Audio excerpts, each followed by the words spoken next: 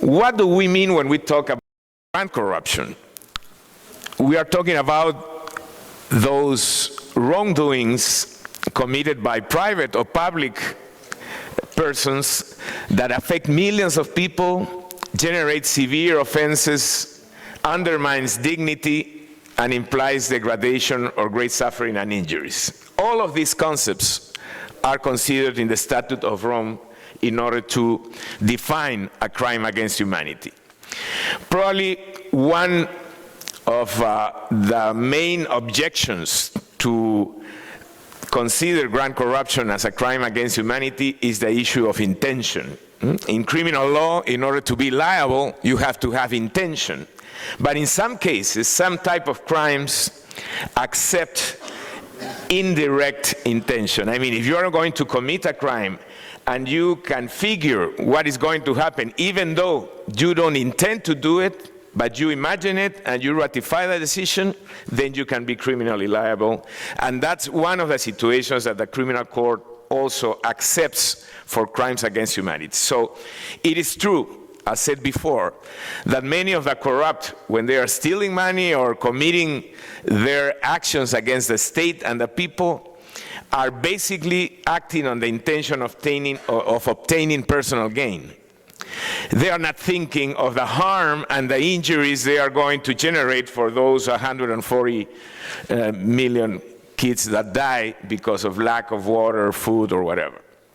But someone that commits grant corruption can certainly imagine the consequences that he's generating with his actions. And that should be enough in order to consider him criminally liable. So we think we need to create a typology. We need to go under some cases and create a typology of the elements that will define grant corruption in order to try to get international sanction for these cases. So we have a set of cases before the ICC. One thing that is very common is that usually human rights atrocities always are linked to grant corruption cases. So there's an entry where we can try corruption cases before human rights tribunals, for example. So we can define grant corruption as abuse of power from high-level officials. Not any public official will be considered as a perpetrator of grant corruption. That involves considerable amounts of money when money is part of the corruption activity. But as Luis just mentioned, in many corrupt cases, we don't have money. We have another type of favors, and when these favors affects the governance and the institutions of a country and have a great impact, they should also be considered as part of this type of grant corruption crimes. But money is not only, the material thing is not only the definition of a big corrupt case. We also need to measure the social impact of these corrupt practices in society, especially in poor environments. When people like Abacha or Suharto or Marcos in Filipinas steal billions of dollars, in their countries, this is going to have an immediate impact on the health, the life of their people. So social impact, big social impact of corruption should also be considered as an element of grant corruption. And of course, it must be some systematical practice, and we should seek an international body to sanction this type of crimes when local authorities are not able or willing to sanction these cases, as I mentioned before. And I finish with this. We don't have still in TI, in transparency, a strategy defined. We are now entering into a new scope of work. We have no impunity as one of our pillars, and you will hear from Transparency International in the near future that we are launching worldwide campaigns against impunity. And we believe that grant corruption and impunity related to grant corruption should be also addressed. But we think that in the short, medium term, it is not viable that grant corruption is going to be taken to the ICC. We don't envisage that it's viable that in a short or medium term the Statute of Rome is going to be changed in order to consider grand corruption. We don't believe it's feasible in the short or medium term to apply universal jurisdiction to these cases because there are no treaties that consider this type of crimes. But we think we can do some strategical moves in order to generate a trend, generate pressure, generate awareness in the global public opinion in order to start focusing on grand corruption and the need of an international body to sanction this type of crimes. And we think, for example, we should develop some strategic litigation. Something has been mentioned. Now, in money laundering issues, for example, after the UK passed a law called the POCA, Proceeds of Crimes Assets, now many countries are trying money laundering issues in civil courts and confiscating assets without the need of going to a criminal court and try to prove guilty, that someone is guilty, because the standard of proof in the criminal courts is much more higher than the civil one. So we think that, for example, if we identify some important, relevant case of grand corruption in the world, we should try to challenge this in a civil court in a class action. We were talking this morning with Luis, for example, of trying to identify a big corruption case in the pharmaceutical industry. And if we can prove that that corrupt practice generated harm to the health of people and make it visible, then we can go in a class action to a civil court and try to challenge the system. It is true that we also have regional courts and other bodies. In the context of United Nations, we have the rapporteurs. We should try to make visible also some big cases of corruption in all these arenas in order to bring attention to impunity related to grand corruption. We need to expose, make it visible so people get aware of the consequences of these practices. So we are still discussing this. I was just trying to put some ideas for this discussion, and we believe that this year we'll have some more defined strategy from Transparency International. Thank you.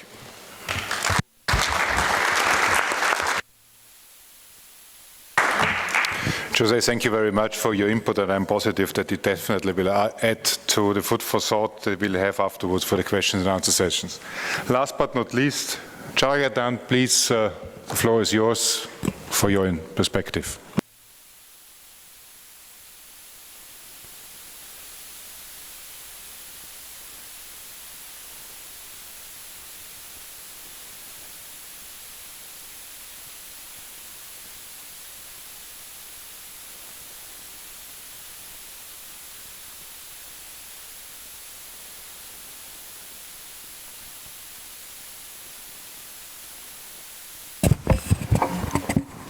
Thank you, Gopek, for this opportunity given to the Interpol to come and speak to you. We consider this as a very, very important occasion for us for 2 or 3 reasons. Number one, you all, the August gathering over here, being the members of the parliamentarians, being chosen, public service as your career, it's very important for us from the anti-corruption profession to come and place before you 2 or 3 issues, which we feel, as our chairman has rightly pointed out, we should speak from our professional point of view. I consider it is very, very important. Number 2 is that we would like to enlighten you a little bit about what Interpol is doing in tackling this issue of grand corruption, because Interpol, after all, we function out of the contributions you make to us. And for these 2 reasons, I really thank the Gopek for this invitation. I would like to flag 2 or 3 issues here. When we speak of grand corruption, according to me, it is basically the absence or weak rule of law is the cause. So if we accept that proposition, we also strive to prevent that. How do we prevent that? So that is what we'll have to think. It is the systemic corruption which leads to the grand corruption. Why do we have this systemic corruption? It is, according to me, it is basically because the surplus value, very, very high surplus value we have in natural resources, which the government, which the executive have greater control, that is where the chances are, that is where the corruption breeds. That's a point for your consideration. And the third point I would like to flag here is, what should be the criminal definition of corruption? It is the abuse of authority. But when we speak of abuse of authority, do we also need to prove an element of quid pro quo? I think the first speaker, the first panelist has very, very aptly pointed out, if there are issues of corruption, it is only in very few cases you are able to establish a clear quid pro quo for grand corruption. So this is the challenge the investigators we face. So if that is the case, then what do you look for? You should look for, if there is an abuse of official authority, and if that authority, if you can link it to that authority was exercised not in the public interest, then you should be able to define it as an issue of corruption. So this is the practical difficulty we face. As an investigator, the difficulty we face is this. After all, what is abuse of authority? It is, there has to be a standard procedure or a benchmark against which you will have to measure this abuse. But unless and until you legislatures are able to give that particular benchmark or standard for a particular procedure, it will be very difficult for the investigating agency to prove the element of grand corruption. These are the 3-4. I want to flag it to your attention. Now, this is the basic difficulty. I don't want to waste most of our time here because the corruption takes in one jurisdiction. It travels through multiple jurisdictions. It travels very fast. It becomes asset in different forms in other jurisdictions. And the task is to identify and link that asset with the corrupt and corrupt persons, which is a very, very difficult task. So in this background, what the Interpol is trying to do, I'd like to explain in 2 minutes. After all, it was an agency set up to track the fugitives who flee across the border. But now we try to trace and track not only the fugitives, but also the criminal proceeds. But the difficulty here is a criminal or a fugitive has a face. He has his own identity, he has his own fingerprint, he has his own DNA. But when the criminal proceeds flows across jurisdiction, it doesn't have any of these identity. So that is the difficulty we are all facing. So we'll have to really think of new methods and of tackling this. And we'll try and see that if some of the tools, the general tools Interpol provide, whether it can be of some use to tackle the corruption issues. So I'll explain some of the notices thing. So here is a red notice system. In this last 1 year, what we have done is, it is basically to seek the location of a wanted criminal and to arrest him. After arresting, then we facilitate extradition. But in this last 1 year's time, what we have done is, we have identified these kind of notices published in the Interpol at the request of the member country for corruption offenses. We have identified about 380 such notices are available, and we have linked to our special tool called Interpol Global Focal Point Platform, and we made this notice published for corruption. These notices, we made it available to the focal points who are identified and registered from the different anti-corruption agencies. That's what we have done. So what happens of this? What's the use? As soon as the kind of, a person wanted for corruption under this notice is located anywhere in the world, it generates an alert in my office. So immediately we contact that country where he is located, and we contact the country which has published this, whose request the notice was published, and try to bring them together, and we try and restrain that person in that country where he is located for about 10 to 15 days. By then, in that 10 to 15 days time, you are able to send the extradition proceedings. We try to mediate between these two and try to help them out. There are live cases, example, in this last 2 years for this. So this is to locate person and obtain more information. If you are looking for a corrupt person who is absconding, And here is the tool available with the Interpol. If you can request us, we can publish a notice. And so that, the other member countries, wherever he is located, you get that information to you. So other notices are not all that important. And of course, this notice is another very important notice. At the request of ICC, International Criminal Court, or at the request of the Interpol, the UN Security Council, for want of war crimes or crime against humanity, and even against, if these people are responsible for war crimes and crime against humanity, they're also involved in grand corruption, a request can be made to the Interpol. We can publish that notice, a special category of notice called UN notices, sanction notices. And the best example is the the Libyan regime. The notices were published under this particular section, for not only for war crimes, but also for issues of grand corruption. So that's all about notices. I want to show it to you. And this is the platform which we have created to bring the investigators and prosecutors responsible for corruption and asset recovery related issues. We have created a virtual platform on the secure server of the Interpol. We have enabled them to contact this platform through our I-24/7 network. For this, you need not be a member country, or you need not be a member, belong to that, the National Police Agency. Sitting at your office, if you are the recognized person, authorized person, you can visit this platform. And there are certain benefits. When you visit this platform, you have certain study materials, you have certain resources on anti-corruption issues, you have certain resources about the investigation procedures.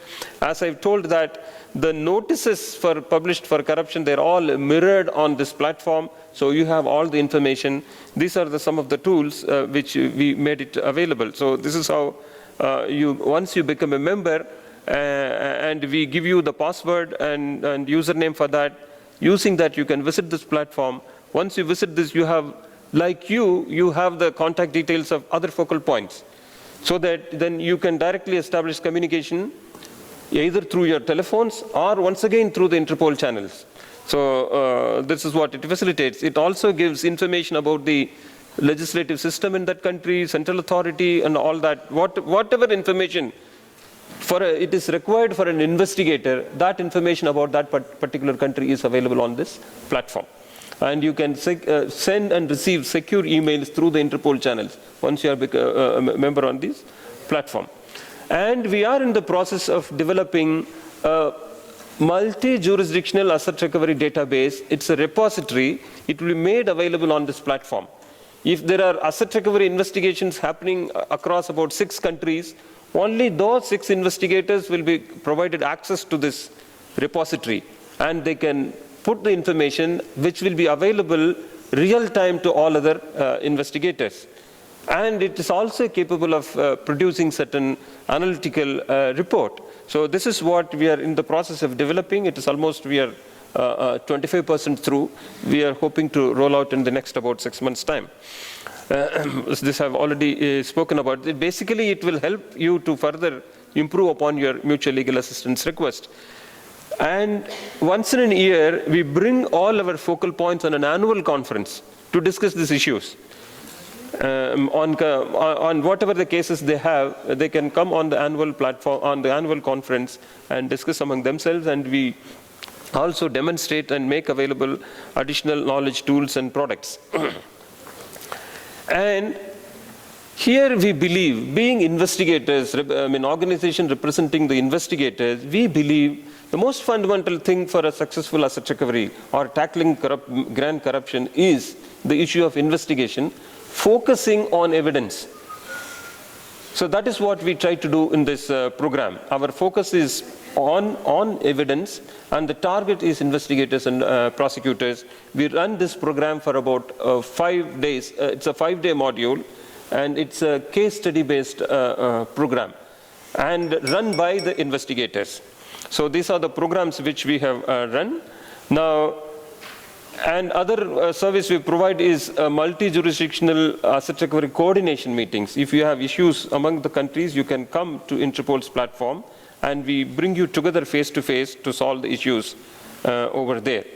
So now, in conclusion, I would only say that, of course, there was a well-researched paper put out by GOPAC on they made it available. According to me, this is my opinion as an investigator, we do have enough frameworks. What we need is commitment to make these frameworks operational. According to me, of course, there are better solutions. There are solutions available. There are always solutions available. We can think of other agencies, but according to me, we do have already framework. We should make it operational. Make the procedures simple. As a parliamentarians, encourage countries to sign bilateral and multilateral treaties. That is what the solution is. Also, my question, the last point I wish to say is, is it sufficient only to ask member countries to say that whether your legislation is compliant with UNCAC? Can't we also look into the aspect of how far their legislations are deviating from UNCAC? Especially this is probably applicable to the financial centers.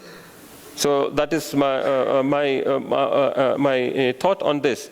So in conclusion, I would say that less the government, better the governance, strive for simple procedures, and strive for making the existing institutions work and deliver. Another point I would like to say is, conducting a trial in the victim country probably has a better effect than trying a person in an international court of justice. Justice delivery is not merely trying and awarding punishment. Justice has to be seen to be in motion, it's seen to be working in that particular country. Probably that will have a very, very great long-term effect.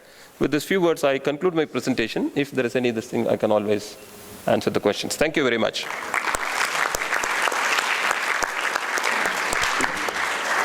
Thank you very much, Jagadadan. I think we have heard quite a lot from the 7 steps of Mr. Ocampo to the harsh figure of seeing 140,000 children killed a year, and then the 4 options and 4 concepts in going ahead with a potential way in getting those serious crimes being dealt with and brought to justice. Then by Jose, the qualitative and quantitative parameters, and also the issue of class action, talking about the mandate of the ICC, and last but not least, the means and possibilities that Interpol is providing. Having said that, I think we do have food for thought, and I have a look into the room. Please feel free in raising your hands and asking questions. We have a couple of minutes left, and we definitely would use that for giving you the chance. Before going into that, I really would like to urge you to be short and concise and refrain from national statements. Thank you very much. Gentleman here was first, second, third, please. Gentleman, please, yeah. Thank you very much, Mr. Chairman. I'll go straight to the question. The gentleman who has just presented his statement from Interpol says if one has committed crime, he should be prosecuted in his very country. But we've got a problem, that those ones in power are the ones aiding those ones to commit crime, and they interfere with criminal justice. What would happen? For example, if the body was created, an international body, like we have been talking and proposing, and that body goes for the one who has committed the crime, don't you think the governments will interfere with those people not to be taken in that international body? The case at point is, we know what has happened at the ICC. Mr. Ocampo was at ICC. Now, when cases were coming up against African leaders who committed crime against humanity, the African countries have threatened to pull out of the ICC. What would happen if such a body was created? And we have got most of these corruption cases in Africa, developing countries. Let's be sincere. Transparency International, if you look at the list, most of these countries that are corrupt are in Africa. Don't you think they would run out of this body if there was an international body created? And that will be going for those committing crimes, for those stealing? What would this body do to such countries? Thank you. Thank you very much. There was a second gentleman over there, please. Thank you very much. My name is Sanam Tombeni. I'm a young lawyer from Zimbabwe who is extremely passionate about fighting corruption and a member of the Global Youth Anti-Corruption Network. I'm not a parliamentarian, but I'm happy to be amongst you today. I have just noted from the presentations which have been made today, the idea of coming up with an international law which criminalizes grand corruption is very noble. But I've just noted, and I cannot stop wondering, one of the ideas or suggestions that has been put forward to try and define what grand corruption could mean is the issue to do with the values involved. And I noted there was that common point that it has to meet a certain criteria of considerable amount value-wise. But then the question is, how much is to be considered as a considerable amount? Are we going to employ a one-size-fits-all approach? Because what may be termed as a very considerable amount, say in a third world country, may not be considered as such in a developed, rich, first world country. How are we going to deal with that problem? Thank you. Thank you very much. And we have a third gentleman here. Yes, mine's quite short. We've talked about grand corruption. By the way, my name is Shaquille Shivaram, Chairman of APNAC Kenya and member of the Kenyan Parliament. We talked about grand corruption. My direction of my question is to Transparency International. We have seen Transparency International chapters all over come up with their corruption perception index. And they're always concentrating on what some of us call corruption of survival, meaning the small-time fish. All the time is the police, all the time is those little guys who have not been paid enough, and they are what I term corruption of survival. What happens when it is the issue of grand corruption? Why is it that Transparency International does not concentrate and have perceptions of corruption on values of grand corruption?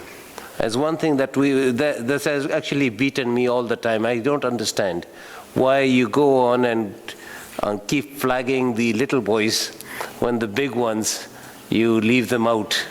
And if you do cover them, you camouflage them in the little boys. Thank you. Thank you very much. Before coming back to the big fish, I have one more over there, and then we'll give it back to the panel. Thank you. Please. Thank you for giving me a floor. I'm Arseni Ivano from former member of parliament from Timor. I'm still part of GOPAC with my colleagues, vice president for the parliament, national parliament for Timor-Leste. I'm actually very interested to hear different comments that all of the panelists are doing, and I'm actually very, very inspired by the presentation of Mr. Former Prosecutor for the International Criminal Court, the 7th step. It's actually very, very good in the way that it's very inspiring. It's actually probably there's a long, long way to go. And at the end of the day, one part that we should not be missing out is the integrated program that each country, every country need to develop in the way that the awareness of the issue nationally need to be raised, like education. The children need to be involved. Civil society and the other level of society need to be engaged, and that's one of the always challenge ahead, that you need to also talk about it. In Timor, for instance, we have quite a very interesting progress that we made. Even we have only restored the independence in the past 13 years. We have already a justice minister jailed a few years ago. 2-3 years ago, and I think we also make a lot of progress in terms of laws and establishing the institution. We have active member of government are queuing for investigation. Our institution for anti-corruption just... Sir, maybe have your question, please. My question is there any view that any of the panelists can give us how to also think about the national awareness, program that GOPA can support for parliamentarians to work with the children in the schools and I mean we talk about a long-term result really. I mean in the short term it can be it is a continued effort that everyone wants to improve the effort. So that's actually the question that I would like to ask. Thank you. Thank you very much, sir. With that, okay, one more, and then we'll close the first round, please. Thank you, Mr. Chairman. My name is Justice Retired Stuart Mazayo. I'm a senator in our parliament in Kenya. My question is directed to Mr. Ocampo.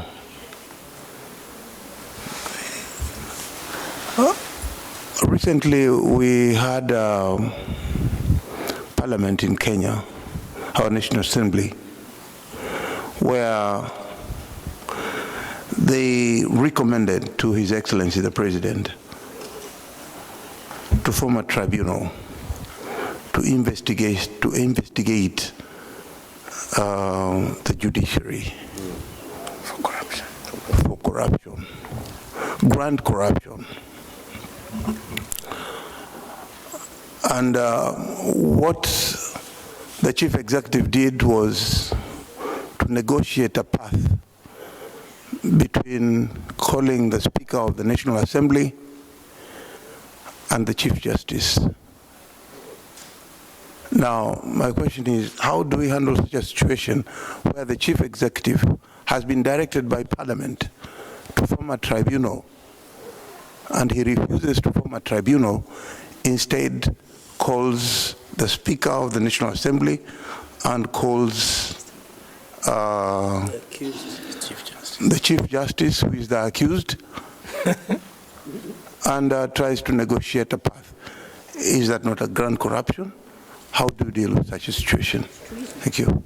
Thank you, Mr. Chairman. Thank you very much to all for your questions. And with your permission, I would suppose that we go a final round on the podium. Some of you specifically addressed individuals, but I would like also to invite all of us to briefly comment. And if I may start, Mr. Ocampo. I will comment on this idea that, yes, I was in Argentina, we prosecuted the generals and had a huge impact. When José was prosecuted, Montesinos in Peru has a huge impact. So I agree the idea is national judiciary will be better. But as he said, sometimes you cannot do it because the leader of the country is involved. And that normally is happening with corruption. Corruption is sport of the elite. So it's complicated to control. That's why the idea to look for international activity could be interesting, but also to mention the Interpol comment, we need to have better, more efficiency, but this political issue is a huge problem. And that's why you are a group of parliamentarians So if you can play together and you can organize a network of parliamentarians on this who are working together, supported by GOPAC, I think that could be an interesting factor. Beyond even you adopt a formal system, having the political support from parliamentarians from different countries working together, that will make a difference. Thank you very much. Akash, please. I'll speak briefly to the question that was posed from our colleague from Timor-Leste, specifically about GOPAC. Yes, GOPAC does have one of our global task forces that focuses on helping parliamentarians and citizens at large and citizen organizations work together. I believe that that would be an appropriate avenue for developing tools, techniques, education opportunities to help parliamentarians to enter into work or dialogue with the school system to foster a culture of integrity. There's a precedent for this in Brazil. They have a very successful program where they send leaflets, flyers, information about what it means to be a good citizen and in an attempt to denormalize corruption, denormalize the taking of bribes.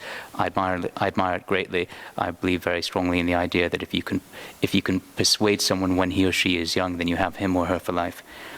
On the question from Zimbabwe about whether the threshold for grand corruption might be a figure or a number that would be applied across the board, I think everyone here would agree that that would be a mistake. My own sense, it is a very difficult question to answer, and it is too long for me to answer in a short reply, but I would say that my feeling is that the best way to set the threshold isn't with a number, but instead an attempt to measure the impact of the corruption, how many people have suffered and how great is that suffering, rather than how much money drove the suffering. Finally, to our colleague, and I'm sorry I did not hear your country, who asked about whether it is not better to try crimes in the jurisdiction where it was committed. I think it is, if that is possible, if it is possible to have a fair and free trial, it is always preferable to have the trial where the offence was committed and where the accused and the victim are residing. What we are discussing here are situations where the crimes are so great, they have been committed by people who have the ability to twist, distort and pervert the judicial institutions and indeed the laws themselves. And I would go further to say that not only is it improbable in those cases that you will have a fair trial, but where the law becomes unjust, it is not merely the right, but the responsibility of every citizen to resist.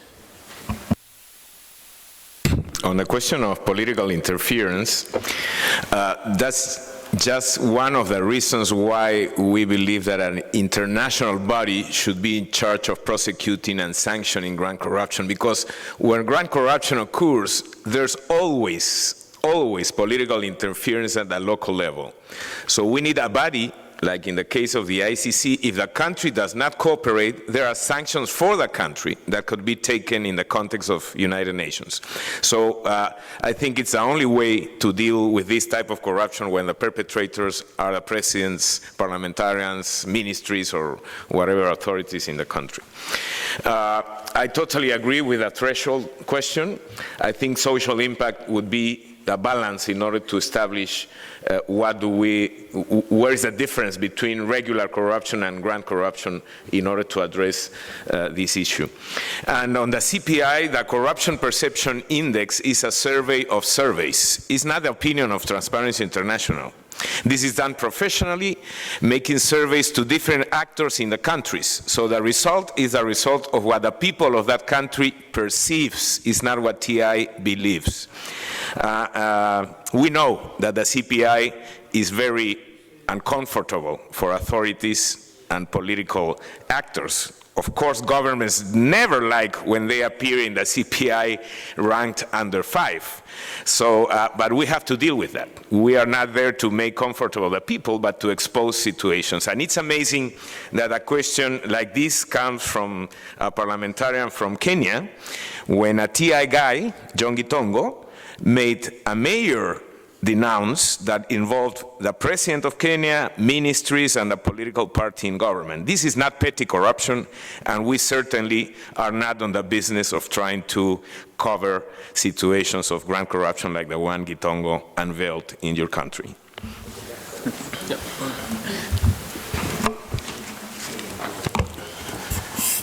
Of course, the questions posed, there can't be a right or the answer cannot be, you can't say that this is the answer, this is the right answer, this is a wrong answer. It's no. These are all views, and these are all possible solutions. I do completely agree with the GOPEC's view that where it is not possible to conduct a trial for whatever reasons in the victim country, then there has to be a system to bring that particular individual to justice in an international framework. I completely agree, there is no two opinion about that. But as an investigator, what was my point of view, it was based on personal experience. Conducting trial in a foreign jurisdiction, it's hugely expensive. On a practical consideration, most of your evidence is going to be lying in your own home jurisdiction. And to transfer that evidence and make the trial happen and make that evidence admissible in that international scenario, it's hugely difficult. This is what I felt, and it is hugely expensive.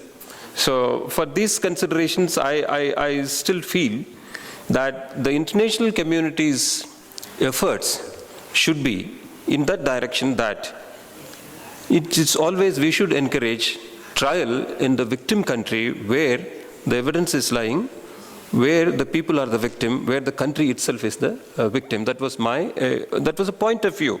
Of course, both of us are right in that sense. You need an international framework, there is no doubt about that. Thank you. Thank you very much. Before we get closed, I have a short look over that. We have, I think, still one issue open, and before going to that, I see two more questions that are the very last ones, and there are three, but I really urge you to be short. Please go ahead.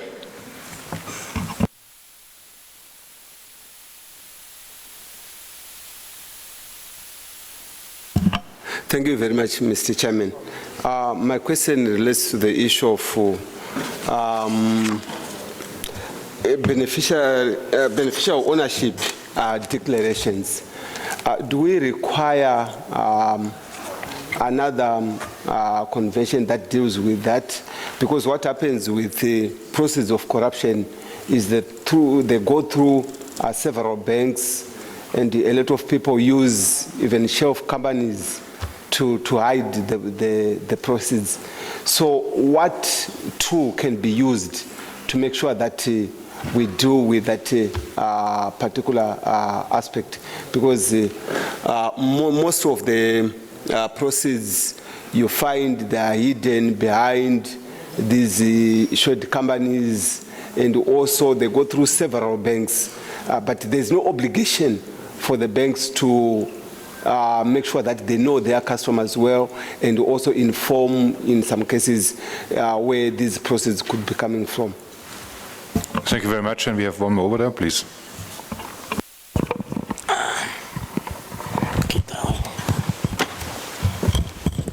Gracias, señor. Me gustaría de hacer una pregunta cuando se trata de esta discusión sobre la gran corrupción. Por ejemplo, yo soy de Brasil, soy senador en Brasil. Nosotros no tenemos una gradación cuando se trata de juzgar o discutir la corrupción. Por ejemplo, si tú recibes nosotros llamamos propina, es diferente en español. Si tú vas a recibir algo como corrupto, tanto hace si es mucho o poco. No hay un agravamiento de las penas por esta razón. La otra cuestión es que hay temas que tienen una incidencia muy fuerte sobre las personas. Por ejemplo, un crimen que se hace contra la salud pública podría tener una visión diferente cuando se trata de corrupción. Thank you very much. Who of the panelists would like to answer this? Jose, please, go ahead, sure. Voy a hacerlo en español para estar mejor en sintonía. Efectivamente, a nivel local no tiene ningún sentido hacer diferencia entre corrupción pequeña o gran corrupción. Eso solamente sirve para medir la sanción que se le va a aplicar a alguien si tiene agravantes o tiene atenuantes. Cuando hablamos aquí de gran corrupción y estamos tratando de establecer algún tipo de definición, es para pensar en la posibilidad de que esto vaya a un sistema supranacional. Y en esos casos sí tendría sentido establecer, por ejemplo, lo que está pasando en Brasil. 8 ministros han caído por escándalos de corrupción. Ayer se ha caído un estadio probablemente porque alguien hizo alguna trampa en la construcción de esta infraestructura.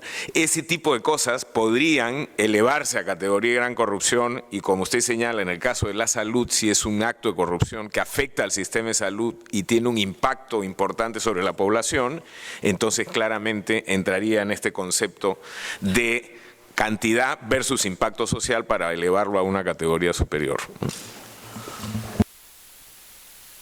Thank you. Akash, please. I'll speak to Ulises' question about beneficial ownership.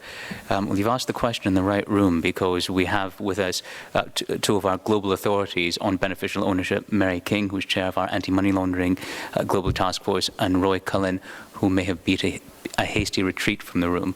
But they've worked on a position paper specifically on beneficial ownership, which is one of our signature documents.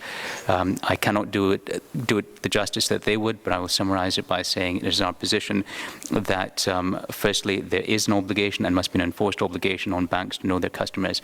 Secondly, there should be a policy where the depositor has an obligation to make it a written and certified disclosure of who is the beneficial owner of any funds that are deposited in an account. And finally, we have a standing policy against unnecessary banking secrecy.